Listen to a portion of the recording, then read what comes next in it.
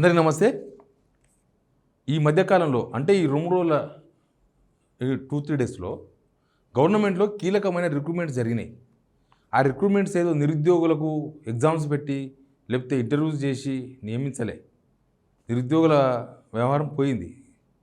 కానీ ప్రభుత్వంలో ఏండ్లకేండ్లు సర్వీస్ చేసి రిటైర్మెంట్ అయిన ఎంబడే వాళ్ళకి పోస్టింగ్లు ఇచ్చేసిండ్రు. దానిలో ఇంకా కీలకమైందంటే ఆంధ్రప్రదేశ్ అధికారికి ఐఏఎస్ రిటైర్డ్ ఐఏఎస్కి సీఎంఓలో కీలకమైన పోస్ట్ వచ్చింది. ఒక్కొక్కరికి ఒక రికమెండేషన్ ఉంది. అసలు ఆ ఏపీ అధికారికి సీఎం ఆఫీస్లో సీఎం స్థాయి పోస్ట్ ఇవ్వడం ఏంది అనేది ప్రభుత్వ ఉద్యోగుల్లో ఒక పెద్ద చర్చ జరుగుతున్నది. ఎందుకు మన తెలంగాణలో లేరా? రిటైర్డ్ వాళ్ళని ఎందుకు పెట్టుకోవాలి? అది కూడా ఏపీ వాళ్ళని ఎందుకు పెట్టుకోవాలి? ఇదంతా ఒక పెద్ద చర్చ నడుస్తుంది. మాట్లాడదాం దీనిపైన. ఎందుకంటే ఆల్రెడీ జీవోస్ కూడా వచ్చినాయి, ఆర్డర్స్ కూడా వచ్చినాయి. కాబట్టి వీడియో చూస్తున్న మీకు అందరికీ థ్యాంక్స్. సబ్స్క్రైబ్ చేసుకున్న వాళ్ళు కిందనే సబ్స్క్రైబ్ బటన్ కూడా నొక్కండి. సబ్స్క్రైబ్ చేసుకున్న వాళ్ళందరికీ థ్యాంక్స్. సబ్జెక్ట్లోకి పోతే, ఒక రిటైర్డ్ ఐపీఎస్ అంతకన్నా ముందు మాట్లాడాల్సింది సిఎస్ శాంతికుమారి గారు. ఆమె రిటైర్మెంట్ అయిపోయింది, 30వ తారీఖు రిటైర్మెంట్ అయిపోయింది. ఆమెకు ఒక పోస్ట్ ఇచ్చిండ్రు, ఎంసీహెచ్ఆర్డీలో వైస్ చైర్మన్ పోస్ట్ ఇచ్చిండ్రు. రిటైర్మెంట్ కాగానే వైస్ చైర్మన్ పోస్ట్, దానికి ఒక రికమెండేషన్. తర్వాత ఆమె పోతూ పోతూ ఒక కీలకమైన పోస్ట్ ఇచ్చిండ్రు. ఏందది? సీఎం ఆఫీస్లో సీఎంకు సమానమైన హోదా ఉండే సీఎంకు ముఖ్య కార్యదర్శి, ఆయన పేరు శ్రీనివాసరాజు. ఆయన ఏపీకి ఆర్డర్ ఐఏఎస్. తర్వాత రిటైర్మెంట్ అయ్యాడు, లాస్ట్ ఇయర్ రిటైర్మెంట్ అయ్యాడు. అంతకుముందు కేసీఆర్ గవర్నమెంట్ ఉన్నప్పుడు ఆయన ఇక్కడనే పనిచేసిండు. డిపార్ట్మెంటల్ ఇంటర్చేంజ్ ఈ అడ్జస్ట్మెంట్లో భాగంగా ఆయన ఇక్కడ పనిచేసిండు. తర్వాత రిటైర్మెంట్ అయిపోయిన తర్వాత ఈ గవర్నమెంట్లో, రేవంత్ రెడ్డి గారి గవర్నమెంట్లో ఆయన రోడ్స్ అండ్ బిల్డింగ్స్ డిపార్ట్మెంట్లో సలహాదారుగా పోస్ట్ ఇచ్చిండ్రు. సరే, సీనియర్ కదా, ఏమైనా సలహాలు తీసుకుంటారేమో, దాన్ని కూడా ఏపీ ఆఫీసర్ కావాలన్నా మన తెలంగాణలో లేరా అనిపించింది. తీరా చూస్తే ఆయన తీసుకొచ్చి సీఎం ఆఫీస్లో సీఎంకు ముఖ్య కార్యదర్శిగా నియమించుకున్నారు శ్రీనివాసరాజును. ఇంకో జివో కాపీ. తర్వాత ఇది GO copy. Santhi Kumari chief secretary to government. అంటే ఆమె లాస్ట్ రోజు ఆమె రిటైర్మెంట్ అవుతారు ఇంకా కొన్ని గంటలు అనగా ఈ జివో ఇచ్చిండ్రు, ఈ ఆర్డర్ ఇచ్చిండ్రు. ఈ జివో ఆమె రిటైర్ అవుతున్నారు, ఆమెకు ఒక పోస్ట్ ఇచ్చిండ్రు. ఆమె పోతూ మళ్ళీ ఇంకొక రిటైర్డ్ ఆఫీసర్కి, అది కూడా ఆంధ్రప్రదేశ్ సంబంధించిన ఆఫీసర్కి సీఎంఓలో కీలకమైన పోస్టు. ఇది సీఎంకి తెలియకుండా జరగలే, సీఎంఏ చేయించిండు.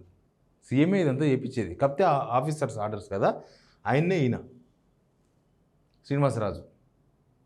ఆయన ఇప్పుడు సీఎం ఏమో ముఖ్యమంత్రి ఆఫీస్లో ముఖ్యమంత్రి స్థాయి అధికారి. ఇప్పుడు ఆయన ఆఫీసర్. చంద్రబాబు నాయుడు రికమెండేషన్తో పెట్టుకున్నారని ప్రభుత్వ ఉద్యోగుల్లో గుసగుస నడుస్తుంది. చంద్రబాబు నాయుడు రికమెండేషన్తోనూ అంత కీలకమైన పోస్ట్ ఇచ్చిండ్రు. అంతకుముందు ముఖ్యమంత్రులకు కూడా ముఖ్య కార్యదర్శులు ఉన్నారు. ఎవరిని పెట్టుకున్నారు? కేసీఆర్ దగ్గర నరసింహరావు గారు ఉండే, ఆయన సింగరేణిలో వర్క్ చేస్తుండే, ఆన్ జాబ్, రిటైర్డ్ కాదు. సేమ్ టైం మనకు వైఎస్ రాజశేఖర్ దగ్గర జన్నత్ హుస్సేన్ ఉండే, ఐఏఎస్ ఆఫీసర్ జన్నత్ హుస్సేన్. ఆయన రిటైర్మెంట్ కాదు, కానీ ఈయన మాత్రం రిటైర్డ్ అయ్యిండు.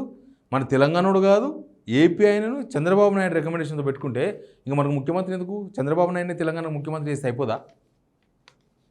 చంద్రబాబు నాయుడే తెలంగాణ ముఖ్యమంత్రి అయిపోయి కదా. ఆయన మనసులను తీసుకొచ్చి ఈడ సీఎం స్థాయిలో సీఎంకు ముఖ్య కార్యదర్శిగా ఒక ఆంధ్ర రిటైర్డ్ ఐఏఎస్ని పెట్టుకోకపోతే, మన తెలంగాణ ఉద్యోగులంతా ఇది మాట్లాడుకుంటున్నారు. ఏంది ఇది? ఏమవుతుంది అసలు? మన తెలంగాణలో ఉన్నామా లేకపోతే ఇంకే ఏమవుతున్నాం మనం అని. దాని గురించి ఇంకా మనం కంటిన్యూగా కొన్ని విషయాలు మాట్లాడకన్నా ముందు, కమల్ హాసన్ రెడ్డి గారు కరీంనగర్ సిపి కూడా పనిచేశారు. ఆయన రిటైర్డ్ అయ్యాడు. ఆయన రిటైర్ అయితే ఇప్పుడు కొత్తగా వచ్చారు కదా రామకృష్ణారావు గారు సిఎస్.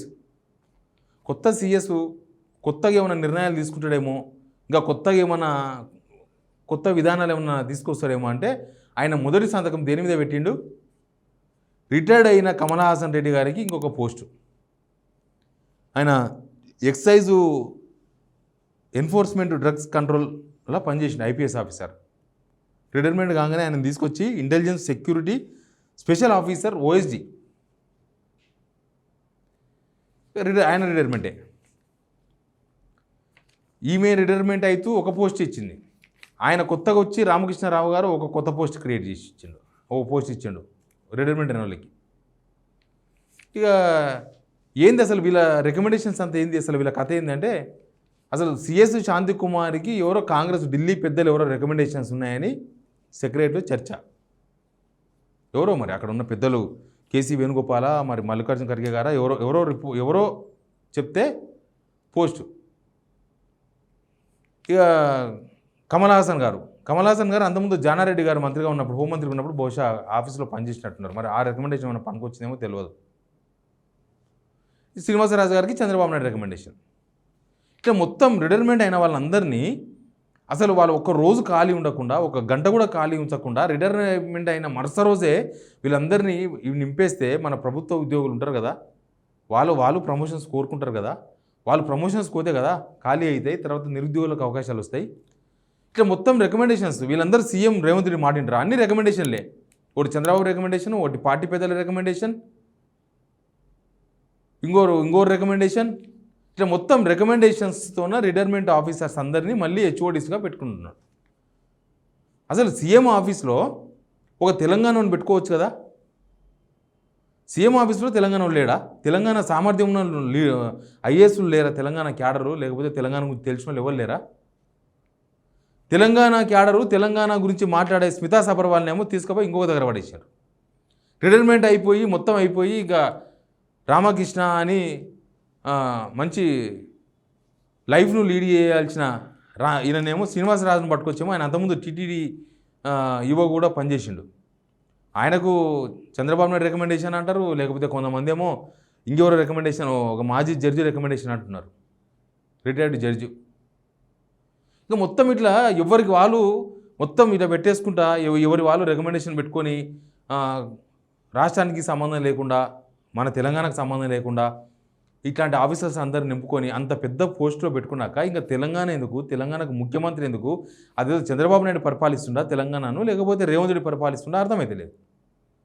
మళ్ళీ పొద్దుగాలు లేస్తే రేవంత్ రెడ్డి గారేమో అసలు నాదేం నడుస్తలేదు, నాకేమో నా పేరెవరు వలుతలేరు, నన్ను అందరు మర్చిపోతున్నారు, ఆఫీసర్స్ మొత్తం సెటిల్మెంట్లు చేస్తున్నారని మాట్లాడతారు. జరిగేది ఇది. అసలు ఆ ప్రభుత్వ ఉద్యోగులు మనోళ్ళంతా ఇప్పుడు కింద మళ్ళా మనంతా రెండో శ్రేణి. ఎట్లయిపోయిందంటే తంతే గారెలబుట్ట పట్టట్టు రిటైర్మెంట్ కావడమే అదృష్టం అన్నట్టుంది ఇప్పుడు ఈ గవర్నమెంట్లో. రిటైర్మెంట్ అయితే చాలు, వాళ్ళకి మంచి కీలకమైన పోస్టులు వస్తాయి. వాళ్ళు ఇక ప్రభుత్వంలో ఉంటేనేమో కొంచెం ఇబ్బంది, రిటైర్మెంట్ అయిపోయిన తర్వాత పోస్టులో ఉంటే ఇంకా ఫ్రీడమ్ కదా, ఏమవుతుంది ఏం కాదు.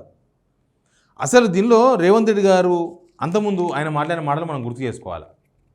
ఏం గుర్తు చేసుకోవాలంటే కేసీఆర్ ఉన్నప్పుడు తెలంగాణకు వీళ్ళ సేవలు అవసరం, వీళ్ళంతా సీనియర్లు, నిపుణులు, వీళ్ళని పెట్టుకోకపోతే కష్టమవుతుంది, కొత్త తెలంగాణల పాలన గాడిలో పడాలంటే వీళ్ళు ఉండాల్సిందే అని చెప్పి కేసీఆర్ చెప్పి వాళ్ళందరూ పెట్టుకున్నాడు.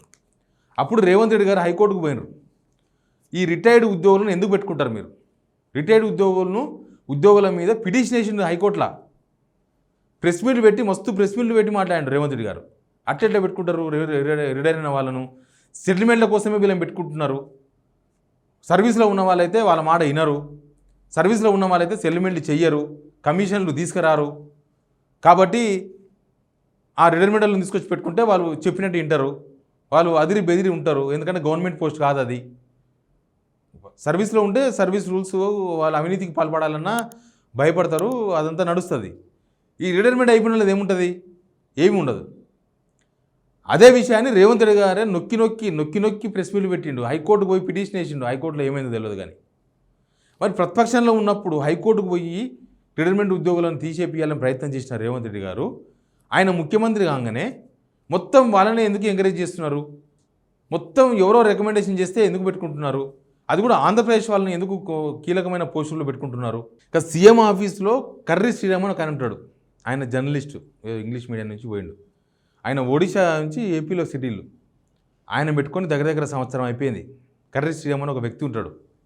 ఆ కర్రీ శ్రీరామే చంద్రబాబు వీరాభిమాని. ఎక్కడో ఫారెన్ పోతే వీళ్ళు ఇండస్ట్రియల్ దావోస్కి పోసిపోయినప్పుడు చంద్రబాబు నాయుడు వస్తున్నాడు అని అంటే ఆడ పోయి ఎదురువాడి స్వాగతం పలికిండు. ఆయన పోయిందేమో తెలంగాణ పైసలతోనో తెలంగాణ పని మీద, చేసిందేమో ఆ పని. ఆయన అట్లా కర్రీ శ్రీరాము అక్కడనే ఏపీ సంబంధించిన అతను సీఎంఓలో ఆయన మాత్రం ఉన్నాడు, అట్లే ఉన్నాడు. ఆయననే మన తెలంగాణలో అందరిని అక్కడి నుంచి తప్పించేసిండని ఒక చర్చ నడుస్తుంది. పిఆర్ఓ రకరకాల అక్కడ ఉండే పోస్టర్లు వాళ్ళందరినీ అక్కడి నుంచి తప్పించారు ఈ మధ్యకాలంలో. అదంతా కర్రీ శ్రీరామ్ ఎఫెక్ట్ అని చెప్తున్నారు.